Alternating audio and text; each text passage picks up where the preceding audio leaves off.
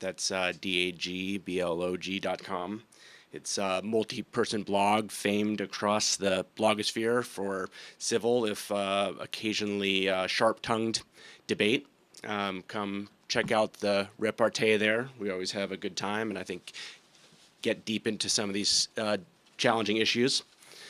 I'm also, as Lou said, a regular contributor to CNN.com, and I got my start at blogging at Talking Points Memo Cafe. This is my first book, Blowing Smoke. I won't try to read the whole title again because that'll take up the rest of the time. I'm going to give you 4 readings. The first reading from the preface will tell you what persecution politics is all about. The second will give you an example of how persecution politics has been used. Then we'll go a little back in the time machine and see where this all started. And then finally, in the fourth, I'll talk about what effect persecution politics has had on the political system, particularly the elections that we had just a little bit over a month ago. So, without further ado, why is it okay to discriminate against white males? Demanded MSNBC commentator Pat Buchanan, his voice shrill with outrage. Is the volume okay? Is that... His colleague, it's too loud? His colleague, Rachel Maddow, had invited him onto her liberal news and opinion show to discuss the Supreme Court nomination of Judge Sonia Sotomayor, but the debate quickly shifted to affirmative action. Warming instantly to the topic, Buchanan indignantly denounced the tragic suffering of white males in America, rhythmically chopping his hands through the air as if he could physically whack the whole idea of affirmative action to bits. He was sort of going like this. He admonished Maddow and her friends up there in New York, chiding, "You never look at these guys who are working class guys with their own dreams, just like Sonia Sotomayor." The much younger Rachel Maddow seemed bemused by Buchanan's tirade. She dismissed his reproaches and replied with a half smile, "You're living in the 1950s, Pat."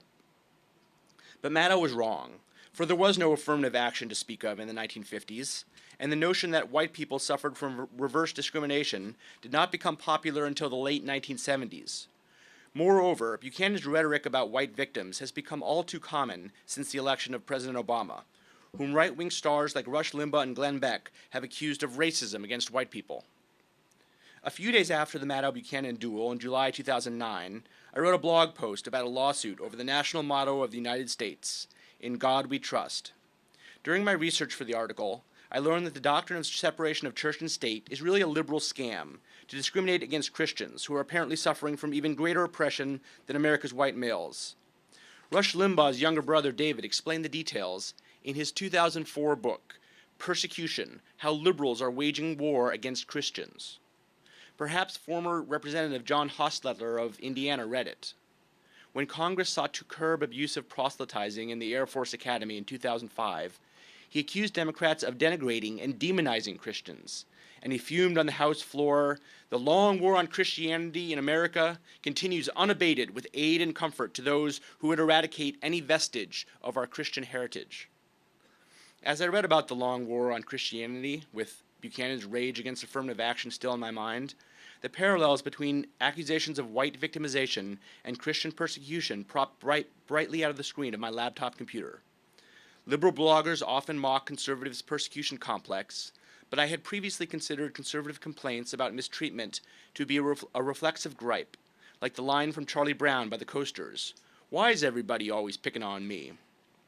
But in July 2009, it suddenly occurred to me that the persecution accusations amounted to more than political grumbling. They represented key tactics in a pervasive, deep-seated political strategy by the right. I had no idea how deep it sat. As I burrowed backward in history, persecution narratives appeared like hidden patterns in the mosaic at nearly every critical moment in the evolution of modern conservatism, from the formation of the religious right to the rise of Fox News.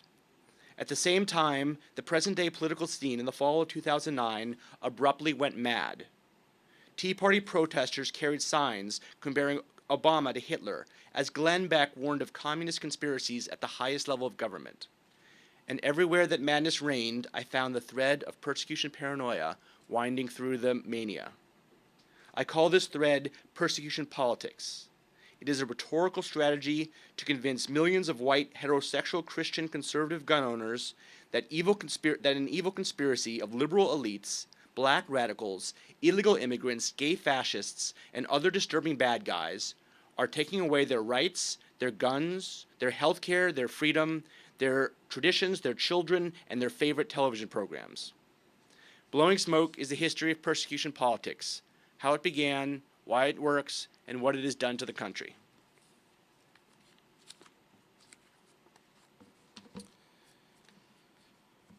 So that's what persecution politics is.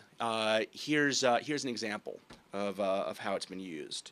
How many of you people have ever read the Drudge Report? It's, if you haven't, I don't necessarily recommend it, but Drudge Report is a conservative news site. It was founded by Matt Drudge, and got fame for breaking the Monica Lewinsky story back in the late 90s. Now, the Drudge Report typically has a very, very large alarmist headline. Some might like to call it ginormous. It takes up the half the screen, and there was a particular headline on September 15th, 2009 that read, "White student beaten on school bus. Crowd cheers." The magic word in this Drudge headline, the one that earned it a gargantuan font, is white. The conservative editors of the Drudge Report are not particularly interested in racially motivated school bus beatings. They're not even particularly interested in racially motivated school bus beatings. But if the victim is white, the assailants are black, and a busload of black students calls out, "Beat his ass," and "boom, boom, boom," then Drudge throws a fat font fit. And not just Drudge. Fox News aired footage from the school bus surveillance camera. The anchorman grimly warned viewers that the video was disturbing, perhaps because it had been edited with a slow-motion replay of flailing punches as a voiceover intoned, "The two suspects are 14 and 15. They are African American. The victim is white." On Fox News show Kelly's Court, host Megyn Kelly indignantly demanded punishment for the assailants, for the cheering children, for the parents of the cheering children, and for the hapless bus driver. She declared, "The scars this kid is going to suffer for the rest of his life thanks to those hooligans on that bus can't be overstated." Though the fact that the victim did not require hospital care suggests that the scars could, in fact, be overstated. Unless perhaps Kelly was referring to the emotional scars inflicted by public humiliation on national television. At the front of the persecution parade, twirling his big black bigotry baton like an enraged overweight drum major, marched Rush Limbaugh, fulminating about the hellish state of Obama's America. "Greetings, my friend. It's Obama's America, is it not? Obama's America. White kids getting beat up on school buses now. I mean, you put your kids on a school bus, you expect safety. But in Obama's America, the white kids now get beat up, with the black kids cheering, 'Yeah, yeah, right on, right on.'" The black-on-white school bus assault must have seemed like a godsend to Limbaugh, timed as it was with a Newsweek article titled "See Baby Discriminate," about a scientific study that suggested a biological predisposition for racism, which Limbaugh interpreted as a liberal broadside against white people. He continued, "And of course, everybody says, oh, the white kid deserved it. He was born a racist. He's white. Newsweek magazine told us this. We know that white students are destroying civility on buses. White students destroying civility in classrooms all over America. White congressmen destroying civility in the House of Representatives." By that point, Limbaugh had become so excited by his own oratory that he surrendered any remaining shred of coherence and attempted to connect Obama's socialist economic policies to segregated buses. "We can redistribute students while we redistribute their parents' wealth. I mean, we can just redistribute everything. Just return the white students to their rightful place, their own bus with bars in the windows and armed guards. They're racists. They get what they deserve."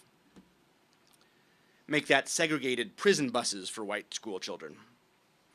The hyperbole is vintage Limbaugh. His rhetorical strategy is to raise his pitch a couple of notes higher than what he really means to convey, singing a piercing F sharp to communicate a shrill E. The exaggeration entertains his audience and infuriates liberals, which suits Limbaugh just fine. And when those high notes cross the line of acceptable public discourse, Limbaugh just shrugs and passes the offense off as satire. Indeed, it's not always easy to distinguish Limbaugh's hyperbole from parodies on The Daily Show. For instance, here is Jon Stewart's take on the school bus assault.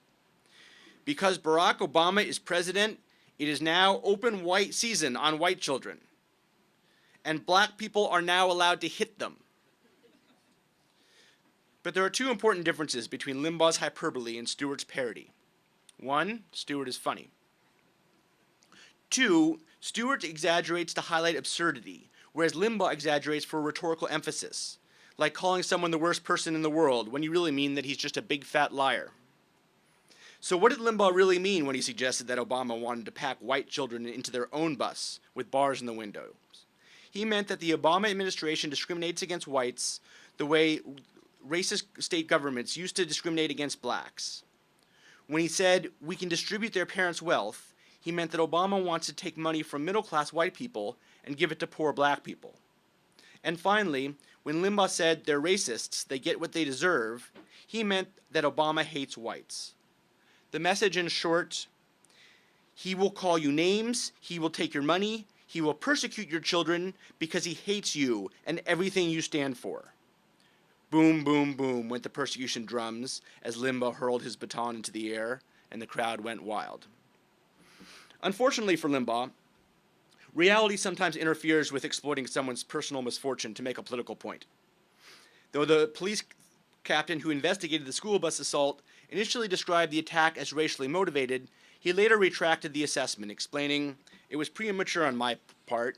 The incident appears now to be more about a couple of bullies in a bus dictating where people sit."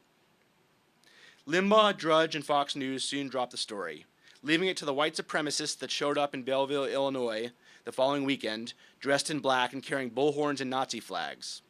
At a rally near City Hall, they demanded that the assailants be prosecuted for hate crimes, shouting, "Double standard," and "white power."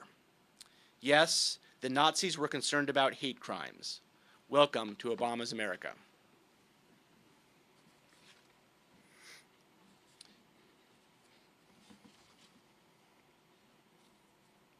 So next we're going to jump back in time and see how this all got started.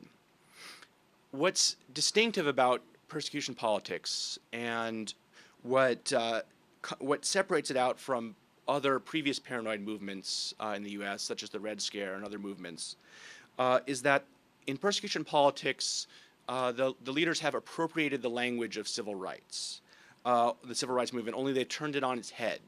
They embrace discussion of persecution and civil rights and civil liberties, but they say we're the ones being discriminated against. It's us white people, us Christians.